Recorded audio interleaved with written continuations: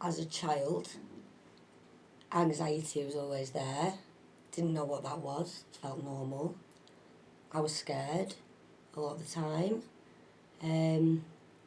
It wasn't nice having the feelings I felt, and I went through a bit of trauma as well. And things happened that shouldn't have happened when I was young. And as I've gotten older, I mean, I got to 12, 13, and I discovered drink and drugs and escapism because I didn't feel like I really had a massive childhood. Excuse me. I was doing things from a young age, feeding myself, clothing myself, taking myself to school, sometimes not even going to school, doing things that adults should have been doing. Little did I know, my mum wasn't very well. But as a child, you feel abandoned because you're not being looked after. But her mental health wasn't very good, but I wasn't any the wiser as far as I was concerned. I was alone. So that led to me being very keen on always wanting to make friends, find friends, turning into trying to be a different person to different people and to try and fit in all the time. I had a massive lack of identity, no authenticity about me. And I grew up, I discovered drinking drugs, and it was escapism. And I carried on like that for a long time, through my teenage years. I was so clever as well, could have done really well at school, but I didn't go. I left school and tried to go to college and do music. They had me in there for 2 weeks, moved me up a year from entry level, did that year, went into the next year, within a couple of weeks, moved me up another year because I was smart. And I enjoy music, it's my passion. I've been playing guitar since I was young because my granddad put a guitar in my hand, picked it up and put it down quite a lot for a few years. And then I got into DJing, mixing when I was about 15. Granddad again bought me a set of decks for my 16th birthday. I got really into music and then music production at college. And then I was DJing all around Preston, but my moods throughout my life were always up and down. A roller coaster between anxiety, depression. My mum would say, you're depressed, but I didn't want to know what depression was when I was 13. Mental health wasn't a big thing. So I kind of just got on with it. I would stay in bed for 3 days and I would be upset, angry. I'd get into fights. I'd be really uncontrollable sometimes, and it was hurtful for my mum because she was obviously having her own issues. And then you had me that was kind of just acting out all the time, and I would just have so much energy sometimes, and I'd just be that bubbly person. Everyone just thought I was just like, yeah, Jadie, she's just a little bit, she's a little bit mental. So as time got on though, I mean, I've always had paranoia as a child as well. I used to think there were like hammers in my teddies and stuff like that. But again, I didn't know any different, so I didn't know that was an issue. And my senses were very heightened, that part of my brain, that amygdala, because of trauma as well. I was always on guard. So I'm a very emotional person, and all these things have affected my mental health growing up. And I started getting psychotic episodes as I was going into my 20s. I was doing a lot of work DJing in places in Preston, like Max Bar, Revolutions, and what's it called? Where Tonic. So I was playing in Tonic as well, and doing parties, but I went manic. Didn't tell anybody about my illness, so everyone thought that I was just being a bit of an idiot. And, the liability was getting arrested with psychotic symptoms. When nothing was happening, the police would just lock me up. I went to court for assaulting a police officer. I hadn't assaulted a police officer at all. Never happened. She put me in a room and she said I kicked her. So, anyway, I ran away from Preston. I was also having an issue with a guy that was robbing me blind. A well-known guy in Preston who's known for taking a lot of drugs, particularly heroin, and who befriended us and told us he was clean and wasn't. And I caught him climbing through my bedroom window whilst I was in bed one morning, and that was kind of it for me. After things that had happened in my past, my head was gone. So I ran away. Went to London. Tried to start again. Lived with my dad. And this was about 7 years ago. I had been diagnosed with borderline personality and bipolar disorder by this point, and I was taking medication.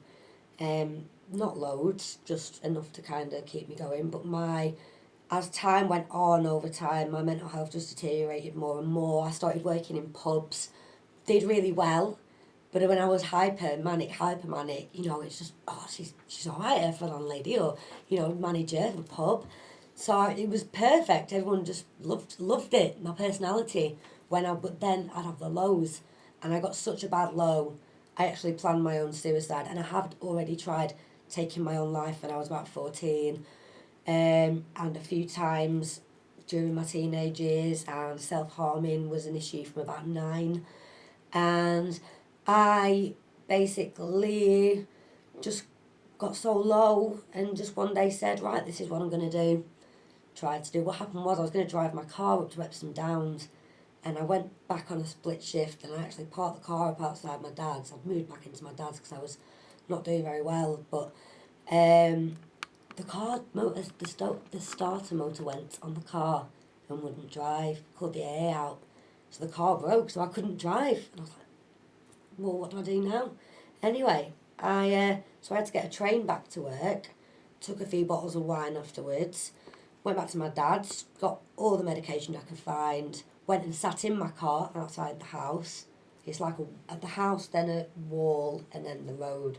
So just sat in there, just took all these tablets, sat there, drunk all this wine, and then the only thing I can remember after that is someone opening the car door, and I just threw up, and I don't remember anything else apart from some people speaking to me saying, we think you need to go into a psychiatric ward.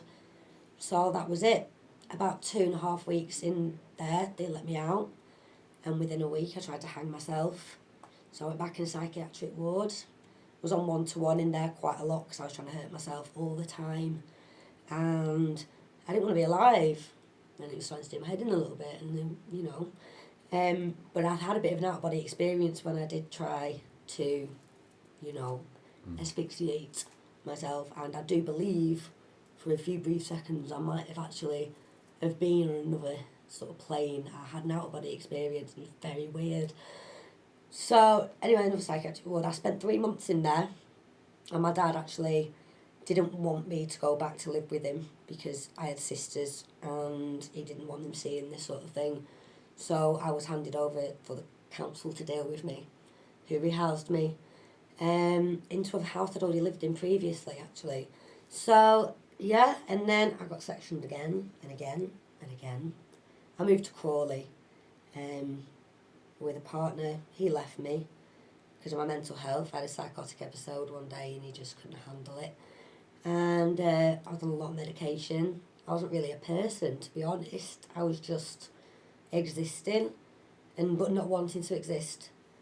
But then sometimes, you know, the mania would take over and I'd be like on top of the world, but it gets so bad. I mean, I believe things that aren't true, and to get back psychosis, and I've got special powers, and you know that I'm some sort of messiah that needs to give information that the universe is giving to me by unlocking different parts of my brain.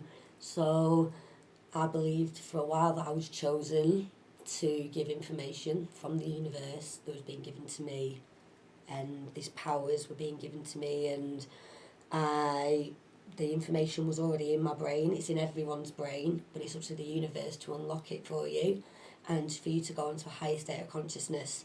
And I believed I was in a higher state of consciousness at times, and I quite recently had a bit of an episode.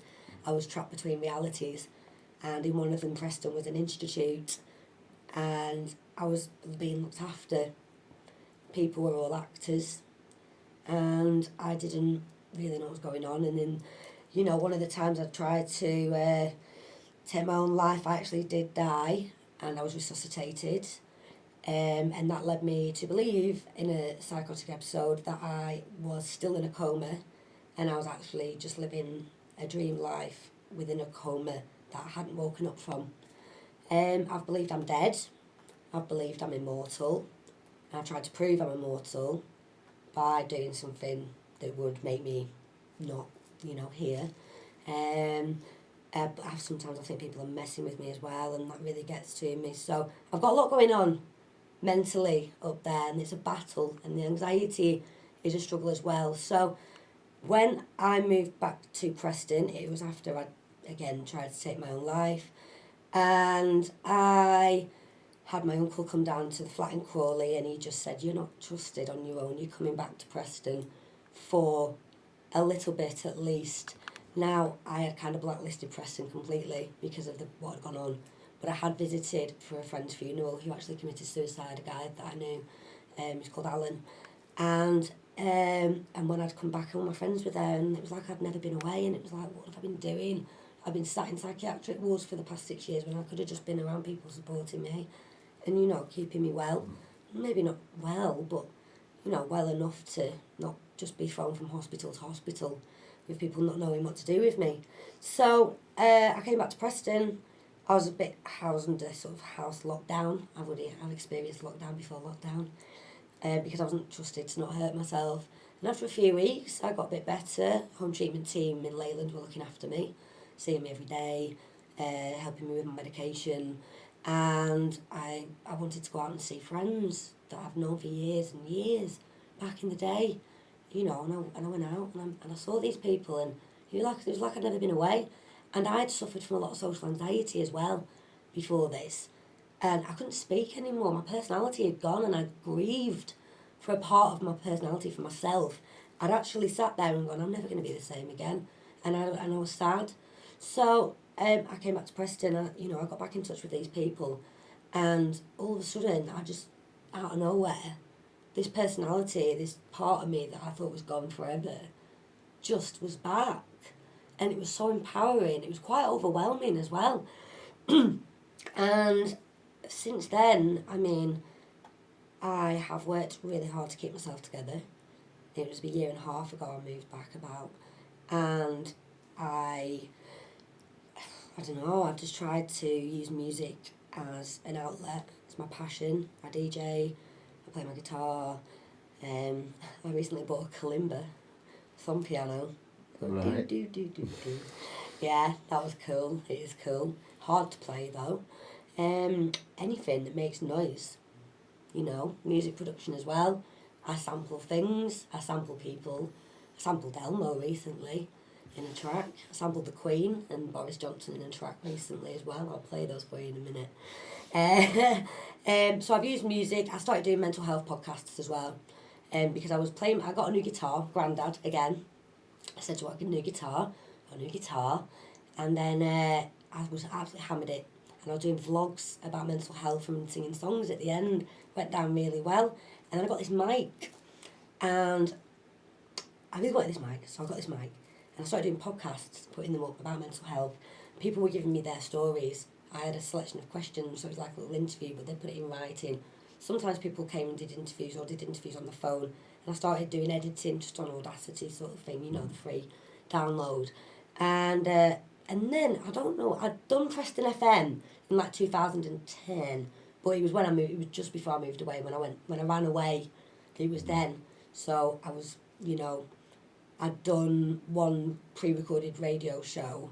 I'd done the course for the logistics, the volunteers course. Yeah. And I just got this mic, and I just thought, what, I could do radio from home actually. So I put a notice on Facebook saying, if anybody's looking for a radio presenter, I'd love to try and do something. And then one internet radio station got back to me, so I got on board with them. So on a Friday night, 6 till 8, I've been doing an underground electronic radio show with this little chat room in there, Laser FM Worldwide. I've got merchandise and everything. Give out little freebies on the show. Brilliant. It's really evolved and it's really good, and I've got some really good listeners. But then I had someone mention Beat Radio, and then Leroy Allen got in contact with me and said, come in, when are you free? Now I said a couple of days a week, so I started doing a couple of days a week. And then I had a co-presenter, Martin, who left, so LJ and I were doing the live lunch together, and he wanted to go back on drive time, so he said, you're going to be doing live lunch on your own very soon. And as I was doing it, it just was like, I was doing the production, and I was, but it was just something that, I just like doing it. I enjoy doing it. So now, I mean, that was last year. Now that was like October, now we're in July, and I'm doing live lunch Monday to Friday, doing my interviews, doing my a drum and bass show on a Thursday with a girl who's a promoter and DJ in Preston called Gemma Brennan, G Breezy, and writing my songs, doing my productions, and then I've got the record label Chemical Floor Records, which was started by my friend Kat and I, and it was a bit of a pipe dream a year and a half ago. We wanted to help people who suffer with their mental health, and we wanted to start a record label, and it was all talk. Anyway, I got on one of my hypermonic, we wanted it to be non-profit, charity label. Well, the music would have to be donated by the artist. Mm-hmm. So the artist donates it. Anything that gets made from that goes straight into a pot. Now we need to have that pot, and to do that we want to turn the record label, which is up and running now. I got right on it, and I'm like, Cat, right, we've done it, label's done, right, we need to start releasing tunes. She was like, what? Okay, so the pipe dream is no longer a pipe dream, it's now a business. And my uncle actually opened it for us and got the business running, and we kind of do the groundwork. So we have a few people on the roster. We've released we've had 3 releases. The one, DJ Scott 3, Catwork, me and Jaded, and then Deadwork, which is me and Cat. So we have 4 releases. And that money's just sat there. We need to turn the brand into an incorporated charity so that we've got the pot that the money can go into. And what we want to do with that is fund music therapy workshops for people, to give people the same passion that we have for music with people that suffer with their mental health, because having that passion is life-saving. It saved my life, 100%. I don't know what I'd do without music. It's the one thing that's kept me going. When I was 13, I'd listen to Green Day and, listen to the tracks and the words and go, oh my God, that's how I feel. So that means that there's other people out there that feel like that. And I've written songs that are about my mental health, and, we're going to put them out there. And I'm really excited. And with the record label, we have a GoFundMe page, Chemical Floor Records Music Therapy Trust Fund.